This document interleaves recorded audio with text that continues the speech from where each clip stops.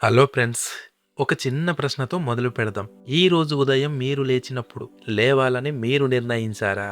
లేక మీలో ఏదో ఒకటి మిమ్మల్ని లేపిందా? మీకు టీ తాగాలని అనిపించింది. ఆ ఆలోచన నిజంగా మీదా? లేక అది మీలో ఎన్నో రోజులుగా నాటుకున్న ఒక అలవాటు మాత్రమేనా? మనకు సాధారణంగా ఒక బలమైన నమ్మకం ఉంటుంది. నా జీవితాన్ని నేను నడిపిస్తున్నాను అనే నమ్మకం. ఎందుకంటే ప్రతిరోజు మనం ఎన్నో నిర్ణయాలు తీసుకుంటున్నాం.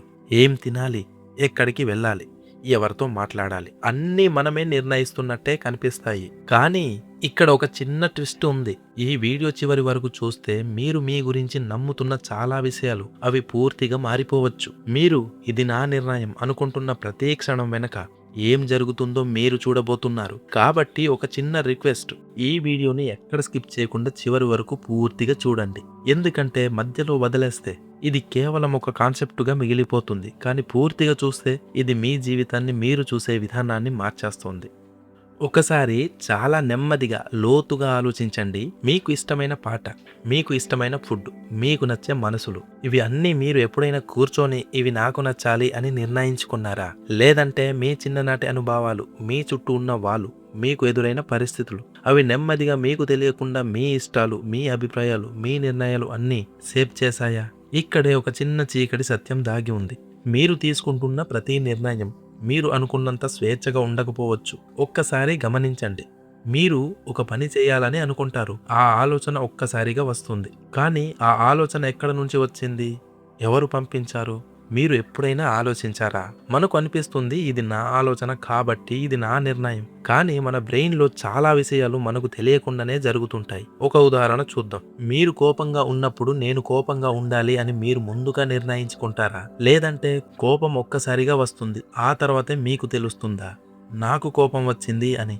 అదే విషయం చాలా సందర్భాల్లో మనకు డెసిషన్ తీసుకున్నట్టుగా అనిపించే ముందు మన లోపల ఏదో ఒక ప్రక్రియ ఇప్పటికే జరిగిపోయి ఉంటుంది. మనకు తర్వాత తెలిసేది కేవలం ఫలితం మాత్రమే. ఇది కొంచెం వింతగా అనిపించవచ్చు, కొంచెం అసహజంగా కూడా అనిపించవచ్చు. కానీ ఒక్కసారి నిజాయితీగా గమనించండి. మీరు ఎంచుకునే దారులు, మీరు మాట్లాడే మాటలు, మీరు తీసుకునే నిర్ణయాలు, అవి అన్నీ మీ గతం అనే పెద్ద నదిలో నుంచే వచ్చి ఉండవచ్చు. మీ చిన్ననాటి అనుభవాలు, మీకు చెప్పిన మాటలు, మీరు ఎదుర్కొన్న విజయాలు, పరాజయాలు, ఇవి అన్నీ కలిసి మీ లోపల ఒక ప్యాటర్న్ను తయారు చేస్తాయి.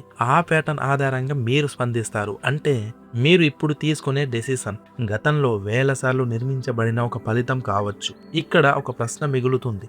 అయితే మనం కేవలం ఒక ప్రోగ్రాం మాత్రమేనా? మనకు ఎలాంటి స్వేచ్ఛ లేదా? ఈ ప్రశ్న వినగానే మనలో కొంచెం భయం వస్తుంది. అంటే నా జీవితం మీద నా కంట్రోల్ లేకపోయిందా అనే భయం. కానీ ఇక్కడ ఒక చిన్న వెలుగు ఉంది. మనలో ఒక ప్రత్యేకమైన శక్తి ఉంది. అది గమనించే శక్తి. మీరు కోపంగా ఉన్నప్పుడు ఆ కోపాన్ని గమనించగలుగుతారు. మీరు బాధలో ఉన్నప్పుడు ఆ బాధను చూడగలుగుతారు. ఈ గమనించే శక్తి చాలా ముఖ్యమైనది. ఎందుకంటే ఆలోచనలు, భావాలు, స్పందనలు ఇవన్నీ ఆటోమేటిక్గా వస్తాయి. కానీ వాటిని గమనించే ఒక నిశ్శబ్దమైన అవగాహన మనలో ఉంటుంది. అదే మీ నిజమైన శక్తి. ఒక క్షణం ఊహించండి, మీకు కోపం వచ్చింది. సాధారణంగా ఏమవుతుంది? ఆ కోపం వెంటనే మాటల్లో, చర్యల్లో బయటపడుతుంది. కానీ అదే క్షణంలో మీరు ఆ కోపాన్ని గమనిస్తే, ఒక్క సెకండ్ ఆగితే అక్కడే ఒక చిన్న స్పేస్ వస్తుంది. ఆ స్పేసులోనే మీకు ఒక కొత్త అవకాశం ఉంటుంది. అది మీ స్పందనను మీరు ఎంచుకునే అవకాశం. ఇది చిన్న విషయంలా అనిపించవచ్చు, కానీ జీవితాన్ని మార్చే శక్తి ఇదే. బయట జరిగే పరిస్థితులు మన చేతుల్లో ఉండకపోవచ్చు. మనలో వచ్చే భావాలు కూడా పూర్తిగా మన కంట్రోల్లో ఉండకపోవచ్చు. కానీ ఆ భావాలకు మనం ఎలా స్పందిస్తామో అక్కడే మన స్వేచ్ఛ దాగి ఉంటుంది. ఇది పూర్తిగా స్వేచ్ఛ కాదు, కానీ ఇది శూన్యం కూడా కాదు. ఇది ఒక మధ్యస్థితి. ఒకవైపు గతం, కండిషనింగ్, ఆటోమేటిక్ ప్యాటర్న్స్, మరోవైపు అవగాహన, గమనించడం, ఎంపిక చేసే అవకాశం. మన జీవితం ఈ రెండింటి మధ్య జరుగుతోంది. ఇక్కడ ఒక ఎమోషనల్ నిజం ఉంది. మీరు చేసిన కొన్ని తప్పులు, మీరు తీసుకున్న కొన్ని తప్పు నిర్ణయాలు, అవి పూర్తిగా మీ తప్పు కాకపోవచ్చు. మీ పరిస్థితులు, మీ భావాలు, మీకు తెలియని లోపల ప్రోగ్రామింగ్, ఇవి కూడా వాటిలో భాగమే. ఇది వినడం కొంచెం భారంగా అనిపించవచ్చు, కానీ అదే సమయంలో ఇది ఒక రిలీఫ్ కూడా ఇస్తుంది. ఎందుకంటే ఇది మనకు ఒక కొత్త దారిని చూపిస్తుంది. మనలను నిందించడం కాదు, మనలను అర్థం చేసుకోవడం మొదలు పెట్టాలి. మీరు మిమ్మల్ని గమనించడం మొదలు పెడితే నెమ్మదిగా ఆటోమేటిక్గా జరిగే చాలా విషయాలు మీకు కనిపించడం మొదలవుతాయి. మీరు ఎందుకు ఇలా స్పందిస్తున్నారో, ఎందుకు కొన్ని అలవాట్లు మిమ్మల్ని పట్టుకుని ఉన్నాయో అవి స్పష్టంగా అవుతాయి. అప్పుడు మీరు కేవలం ఒక రియాక్షన్ కాదు, ఒక కాన్షియస్ రెస్పాన్స్గా మారుతారు. అక్కడే నిజమైన మార్పు మొదలవుతుంది. మరి చివరగా ఒక ప్రశ్న, మీరు తీసుకునే తదుపరి నిర్ణయం అది కూడా ఆటోమేటిక్గా వస్తుందా, లేక మీరు దాన్ని గమనించి అర్థం చేసుకుని జాగ్రత్తగా ఎంచుకుంటారా? ఈ చిన్న మార్పే ఒక ఇల్యూషన్ లాంటి జీవితాన్ని ఒక మీనింగ్ఫుల్ జీవితంగా మార్చగలదు. మన జీవితాన్ని మనం పూర్తిగా కంట్రోల్ చేయకపోవచ్చు, కానీ మన జీవితం ఎలా అన్ఫోల్డ్ అవుతుందో అందులో మన పాత్ర మాత్రం ఉంటుంది. అది చిన్నదైనా అది అమూల్యం. ఇకపై ప్రతి ఆలోచన వచ్చినప్పుడు, ప్రతి భావం మీలో కదిలినప్పుడు దాన్ని వెంటనే నమ్మేయకండి, దాన్ని వెంటనే అనుసరించకండి. ఒక్క క్షణం ఆగండి, మెల్లగా మీలో మీరు అడగండి, ఇది నిజంగా నా ఎంపికనా, లేక నా గతం మళ్ళీ మాట్లాడుతుందా అని. ఆ ఒక్క ప్రశ్న మీ జీవితాన్ని పూర్తిగా మార్చగలదు. ఎందుకంటే జీవితం అంటే ఎంత ఫాస్ట్గా పరిగెత్తామో కాదు, ఎంత స్పష్టంగా చూసామో అనేదే ముఖ్యం. మీరు గమనించడం ప్రారంభించినప్పుడు మీరు మీలో దాగి ఉన్న ప్యాటర్న్స్ని చూస్తారు. మీరు ఎందుకు బాధపడుతున్నారో, ఎందుకు అదే తప్పులు మళ్ళీ మళ్ళీ జరుగుతున్నాయో అన్నీ మీ ముందే నెమ్మదిగా తెరుచుకుంటాయి. అక్కడే మీరు ఒక కొత్త వ్యక్తిగా మారడం ప్రారంభమవుతుంది.